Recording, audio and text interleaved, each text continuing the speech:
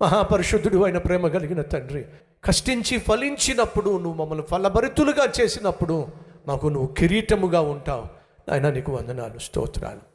ద్వేషించే వాళ్ళు ఉన్నారు, దూషించే వాళ్ళు ఉన్నారు, దుర్మార్గంగా వ్యవహరించే వాళ్ళు ఉన్నారు.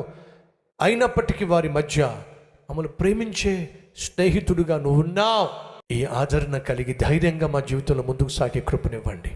సౌలు వలె మాలో అసూయ కానీ, ద్వేషం కానీ, ఆగ్రహం కానీ, మత్సరము కానీ రానివ్వకండి నాయన.